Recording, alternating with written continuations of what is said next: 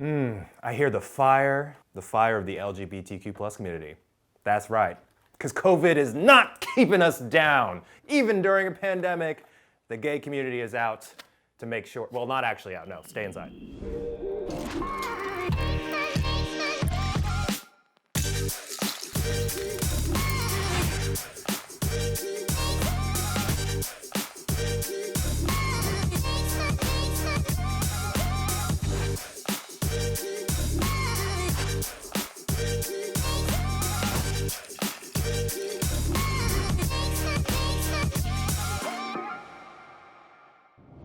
As much as there's so much hardship happening right now, Jack Daniel's Tennessee Fire is giving back to the LGBTQ plus community. Our community is especially hit by COVID-19. You know, there's less access to healthcare. A lot of my friends who work in nightlife, including drag queens, my own drag mama, have been affected and are working from home. And you know, it's just something that we have to know, that so much of our history as LGBTQ plus people comes from the service industry.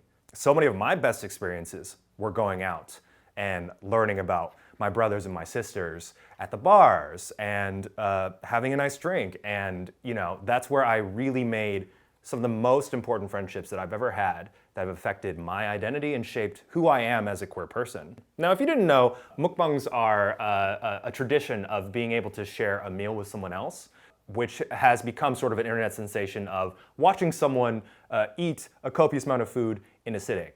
I have selected as my special pride meal everything that I could find at the grocery that is red.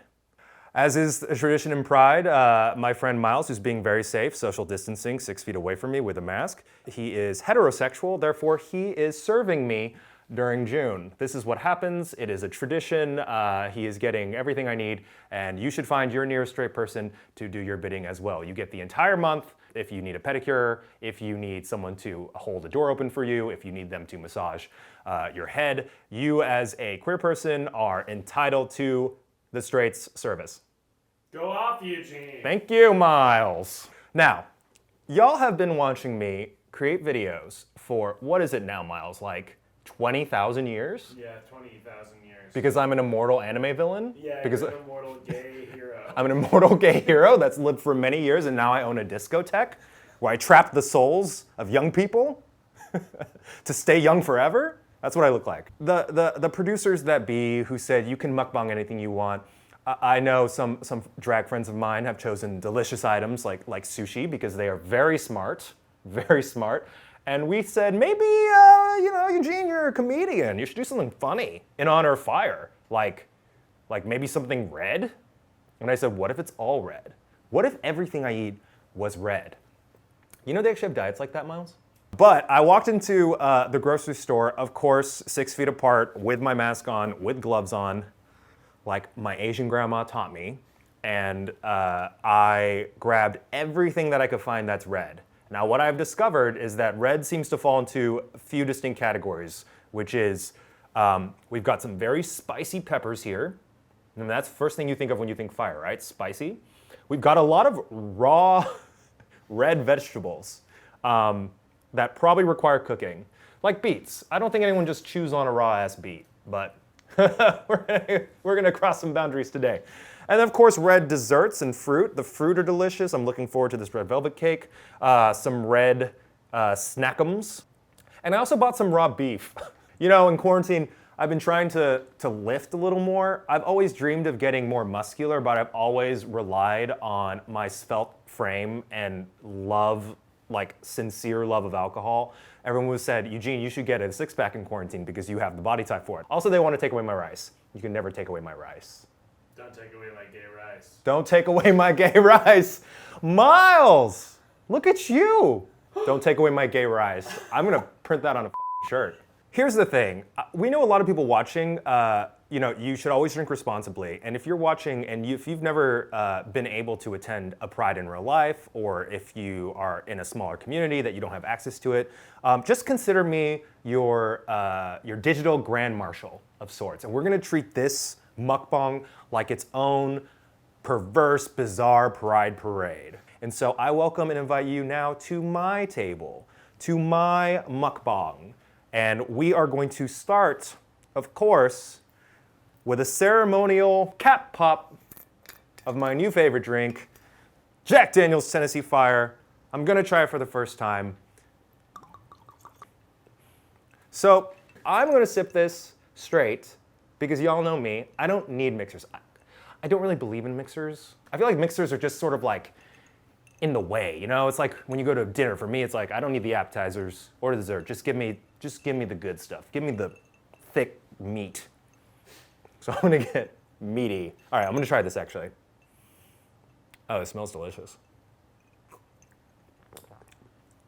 Oh, this is delicious. This is the perfect accompaniment to my mukbang. I think we should get into it. What's very well known about queer people is that we are generally more intelligent, better looking, talented. So I'm gonna start with the vegetables because that's how we got here. You know what I mean? Let's start with this. This is red cabbage. Do you guys ever think about the first person who decided something was edible and how many people had to die trying? They'd be like, hey, Carl, you think I'll die if I eat this berry? And then, so caveman Carl said that, and then caveman Jim said, I don't know, Carl, you should try it. And then Carl dies, and they're like, you know what, we probably shouldn't eat that berry. And then Jim tries another berry, and it's a blueberry, and he's like, whoa, we can eat this berry. I think about that a lot. Red cabbage.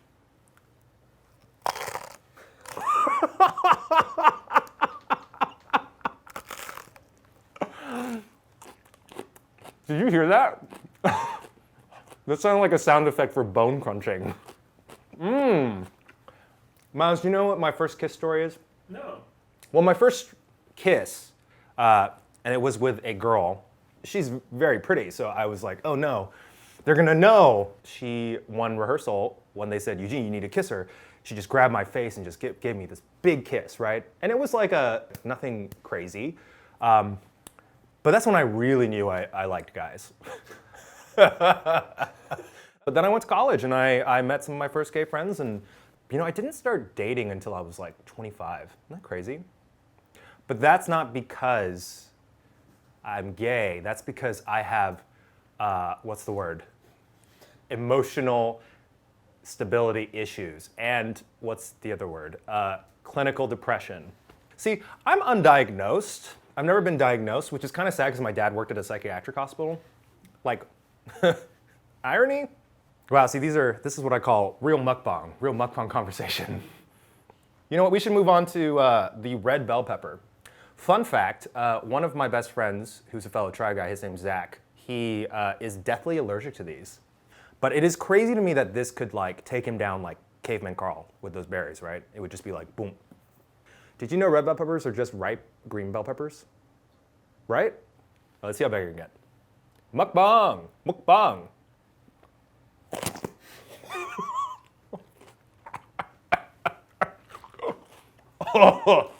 You know what, let's talk about my first gay friends, because that's something you dream of as a little queer kid, right?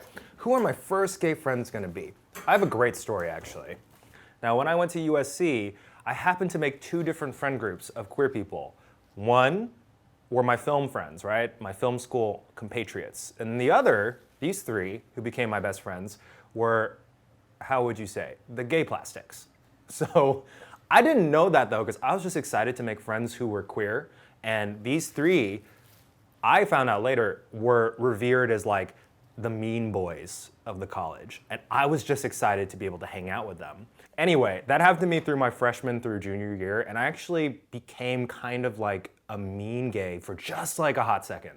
But my film nerdy friends were able to pull me back out of it. And I think for me, these are people, especially when you're like 18 to 24 years old, those are some people that will really affect your life in ways that are going to be so profound, you know, whether it be good or bad, but they're going to be such important relationships for you.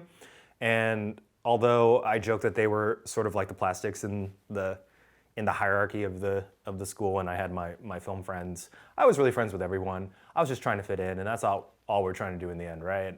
I'm going to eat one now. Has anyone eaten a raw beet before? Happy Pride.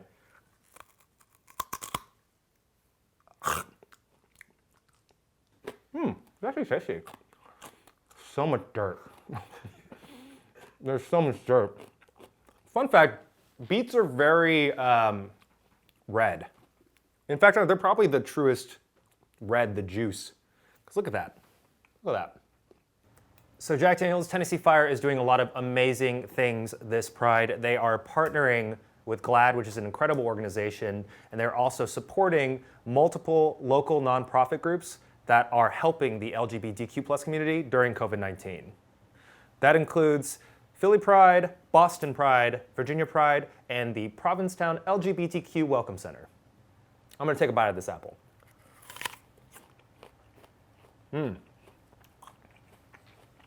there nothing worse than a mealy apple? This one's good. It's a Fuji. But I was gonna buy Red Delicious because of the namesake. There's nothing worse than a mealy Red Delicious apple. Let's move on to these peppers. Everyone wanted me to do Spice Challenge stuff. There's so many Spice Challenge videos coming out like on the internet. People love to watch people in pain. But this just doesn't look like it's too spicy. Let's go for it.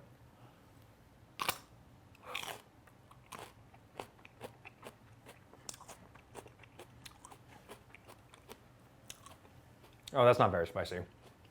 It's tasty though. Honestly, it tastes a lot like the red bell pepper. Okay, what's the next one? Oh, yeah, let's move on. Oh, I got a potato. These are red potatoes, uncooked.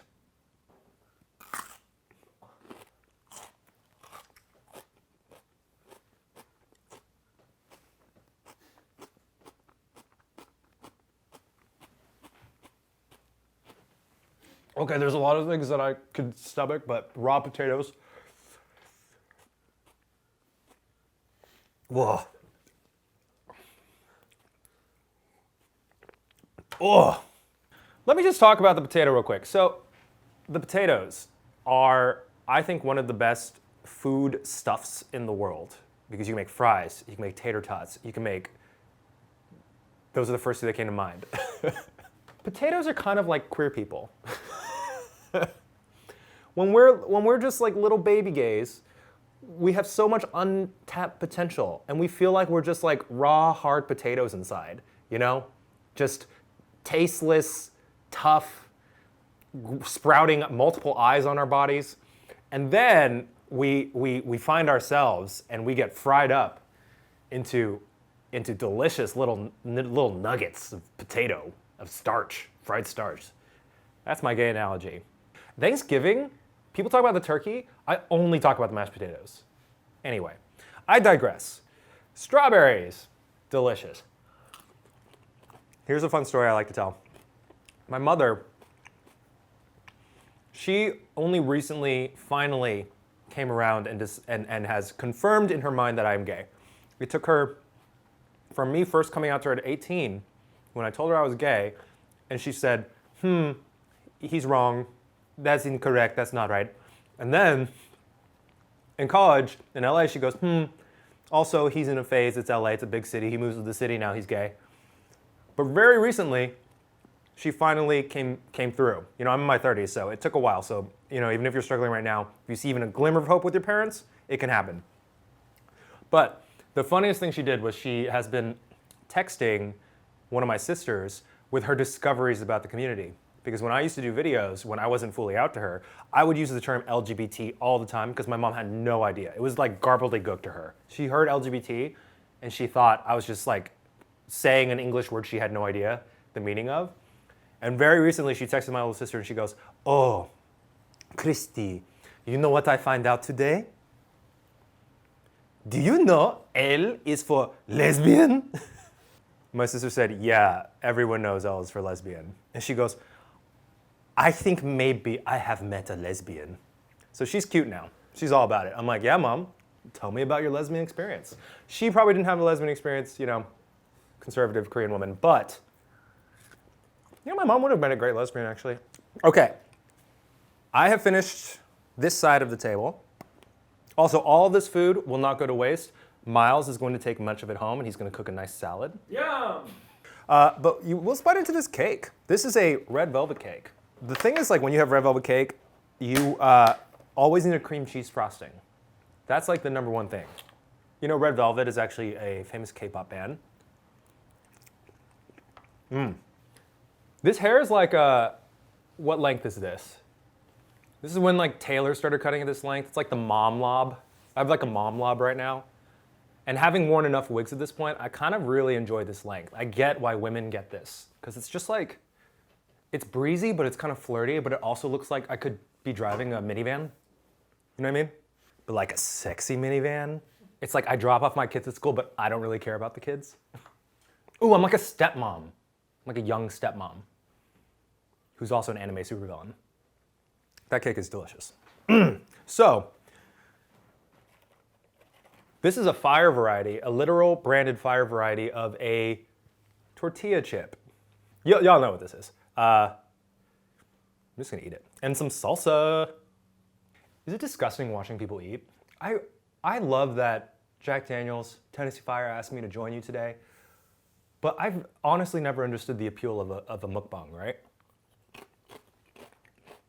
Oh, yum.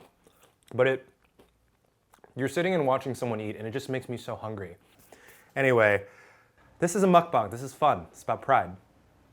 Let's move on to these. You ever used to do this with a pencil? You guys ever do this as a kid, and you would be like, magic, no longer is it sturdy and solid, it's liquid. Yeah. No. No. You know what? I don't think I like these. So I'm going to skip the raw beef for obvious reasons. Just brought it here to represent my very beefy friends. I guess when we're getting to some of these snacks over here, y'all know what this is. I don't even have to say what this is. Y'all know what this is. Y'all know what this is. Some people are crazy about these.